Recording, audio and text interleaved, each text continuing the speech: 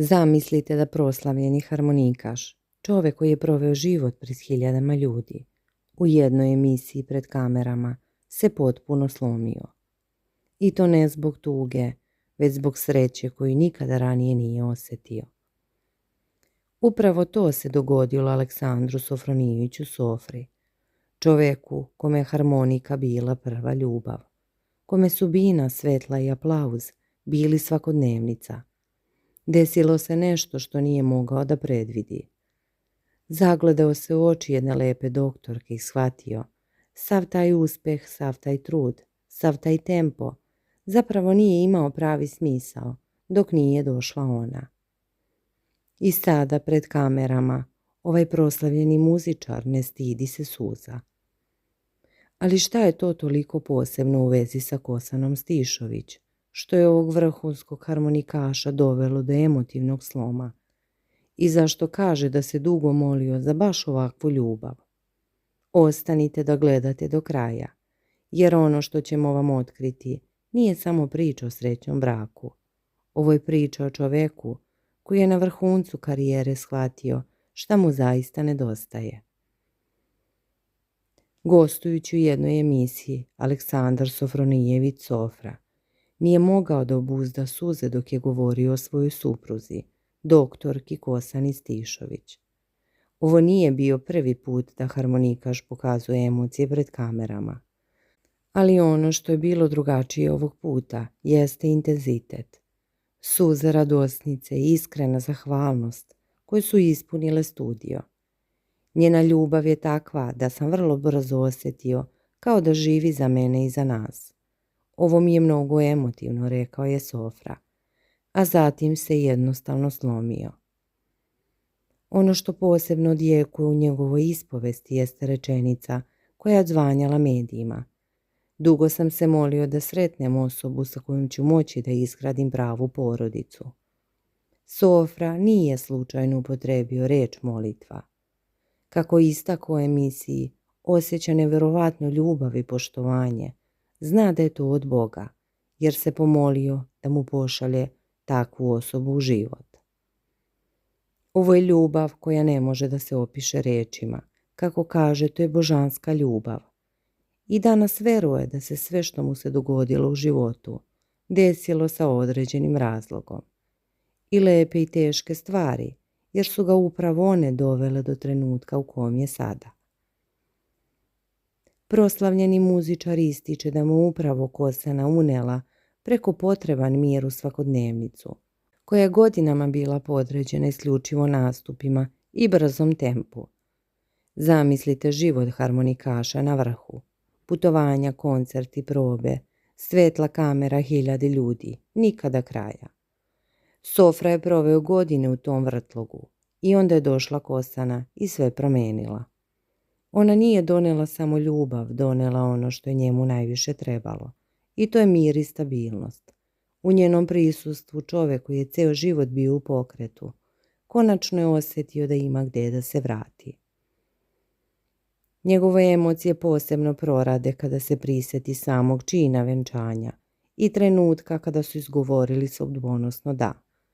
A taj trenutak bio je zaista svečan. Venčanje je održano 7. maja 2024. godine u hramu Svetog Save u Beogradu, u prisustvu najbližih. Sofra bez ustručavanja objašnjava zašto u tim trenucima ne može da zadrži suze. To su emocije čiste sreće, jer se nikada ranije nisam osjećao tako ispunjeno i voljeno. Nakon venčanja u crkvi usledilo je veliko veselje u jednom prestižnom beogradskom restoranu, gdje su mnoge zvanice sa estrade došle da čestitaju slavnom harmonikašu. Kosa je po zanimanju doktor medicine, a ono što je posebno izdvaja jeste činjenica da se gotovo nikada ne eksponira u javnost. Za razliku od mnogih partnerskih parova sa estrade, Kosa nikada nije tražila medijsku pažnju. Ona je svoj mir i svoju posvećenost prvo usmerila ka pacijentima, a zatim ka porodici. Kako Sofra ističe, izuzetno ceni njen rad u medicini i posvećenost pacijentima. Sa druge strane, posebno podvlači to što Kosa ima potpunu empatiju i razumevanje za muzički poziv i česta putovanja koja njegov posao nosi sa sobom. To je onaj ključni spoj, ona razume njegov svet, on poštuje njen i tu nastaje harmonija. Pored velike ljubavi Sofra naglašava da je ključ njihovog odnosa u obostranom uvažavanju. Nije reč samo o emocijama, reč je o dubokom poštovanju koji jedno prema drugom gaje. Ona poštuje njegovu umetnost, on poštuje njenu profesiju. Ona razume njegova odsustva, on razume njene obaveze. Kako jednom prilikom rekao, u Kosan je prepoznao sve prave vrednosti do kojih drži. Skromnost, posvećenost i čisto srce. Rođen je 19. novembra 1983. godine u Kraljevu, gdje je proveo djetinjstvo sa roditeljima Radovanom i Milenom Sofronijević i sestrom Aleksandrom. U njegovoj porodici niko se nije profesionalno bavio muzikom, ali su njegovi roditelji voleli da gledaju muzičke emisije sa tradicionalnim srpskim pesmama. Sofra odrastao uz vredne roditelje koji su ga naučili da je za uspjeh potrebno mnogo rada i odricanja i da sa obe noge stoji na zemlji, ali i da ga slava ne ponese jer ništa ne traje večno. Sve što je stvorio u životu duguje ocu i majci koji su bili iz njega dok je gradio svoju muzičku karijeru. Danas je jedan od najcenjenijih harmonikaša na domaćoj sceni, vođa sopstvenog orkestra, ali je, kako sam kaže, tek sa Kosanom pronašao ono što ga zaista ispunjava. Nakon venčanja Sofra je za medije govorio o ženidbi. Oženio sam se u 41. godini. Ženidba je došla baš kada je trebalo. Moja supruga i ja smo se upoznavali postepeno. Ova rečenica govori mnogo o zrelosti sa kojom je pristupio braku. Nije žurio, nije podlegao pritiscima. Čekao je pravu osobu i dočekao je. I sada, kako kaže, jedva čeka da dođe kući, da uživaju jedno u drugom. Zanimljiv detalj koji otkriva koliko su oboje posvećeni svojim profesijama jeste činjenica da ni godinu dana nakon svadbe nisu uspjeli da odu na medeni mesec.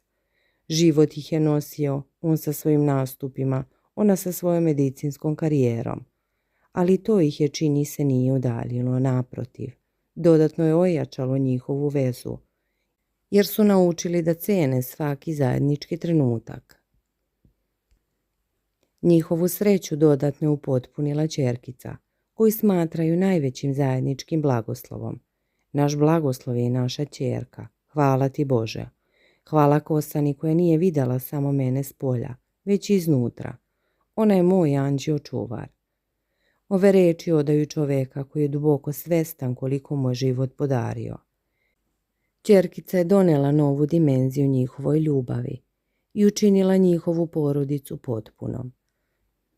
Zašto je baš ovaj intervju izazvao toliko emocija? Možda zato što je Sofra, kao javna ličnost koja je decenijama na sceni, naučio da nosi masku, ali je sa Kosanom konačno skinuo. Možda zato što je posle svih uspjeha shvatio da je pravo bogatstvo u ljubavi koju deliš sa nekim. Ili možda zato što je kao čovjek koji je odrastao uz vredne roditelje i koji je svojim radom sve postigao, konačno dočekao trenutak da može da kaže: zaslužio sam ovo. I zato suze nisu znak slabosti. One su znak da čovjek koji je sve video, sve proživeo, konačno pronašao ono što je najvrednije. Nije retkost da estradni umetnici pronađu svoju sreću van svetla reflektora. Baš kao što je Sofra pronašao Kosanu, doktorku koja nije deo estrade. Tako i mnogi drugi umetnici biraju partnere iz drugih profesija, jer im to donosi stabilnost i predah od stalnog javnog života. Kosa sa svojom skromnošću i posvećenošću medicini predstavlja upravo taj obrazac koji je Sofri trebao. Neko koga vidi ne samo kao zvezdu, već kao i čoveka. A vi, Da li verujete da postoji ona prava osoba koja čeka baš na vas? Da li ste i vi kao Sofra spremni da sačekate, da se molite i da verujete da će doći? Napišite nam u komentarima šta mislite, šta je to što čini jedan brak uspešnim. Da li je to ljubav, poštovanje ili nešto treće? Podelite ovaj video sa nekim ko veruje u pravu ljubav. Lajkujte ako vas je Sofrina priča dirnula. I ne zaboravite da se pretplatite, jer emocije kao što su ove ne viđamo svaki dan.